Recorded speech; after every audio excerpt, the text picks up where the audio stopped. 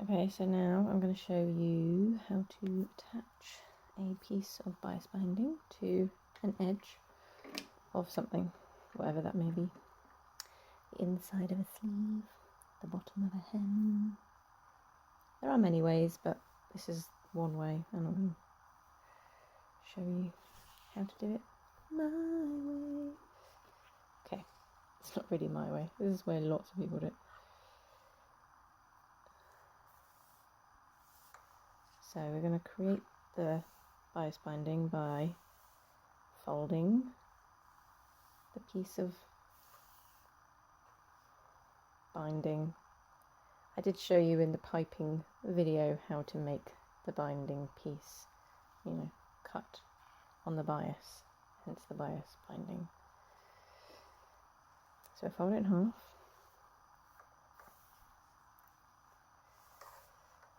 Again, I'm using my hands and not an iron because I'm lazy. And then fold the outside edges to the middle.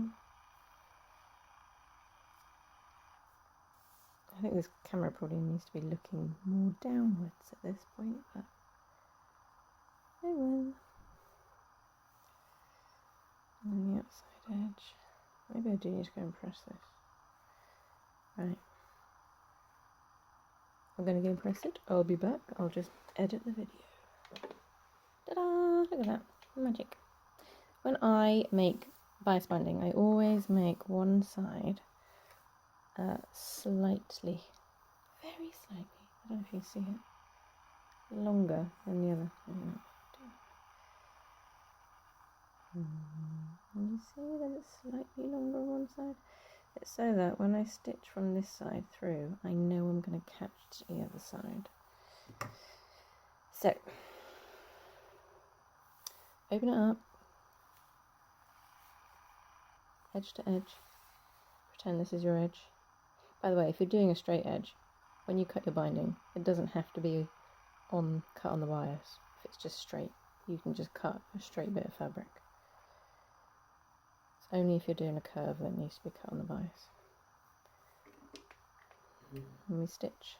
Oh, I still got this zipper foot on. Oh well. Pretend the zipper foot's not there. And the stitch just inside of that fold there. Can we get a closer look? Okay, I think everything's resting and in place, and you can hopefully see. So I'm going to stitch just inside of that fold that we have created.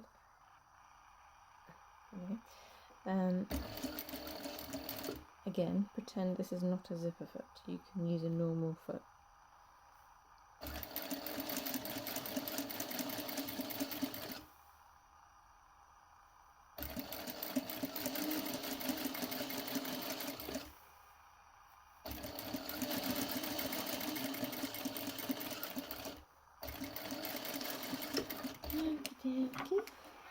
So that's one side of it stitched on, and then you fold it over and you stitch this side down. And in actual fact, you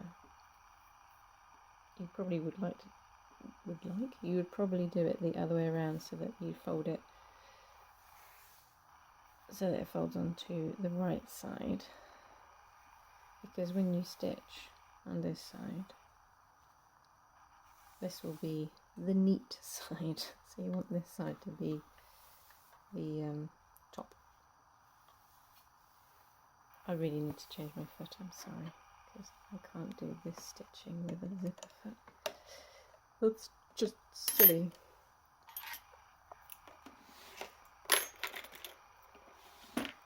And you get to watch me change a foot.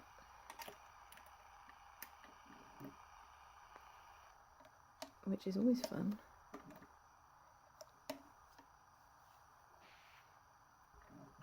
Oh my god. There are times I stab myself with a screwdriver. And now we know why.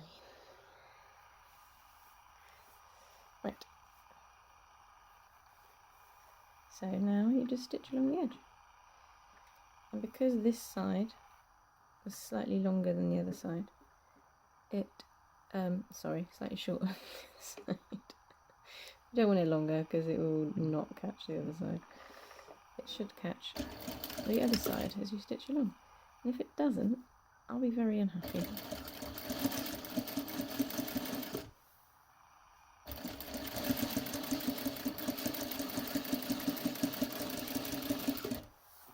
That's very wonky stitching.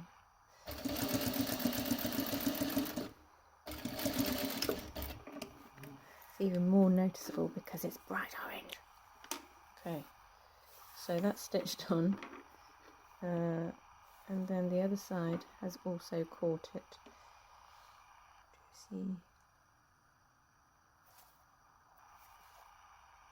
you see? Ignore that wibbly bit in the middle. Let's go to this bit. That one's nice and straight. Oh, it's blurry. So,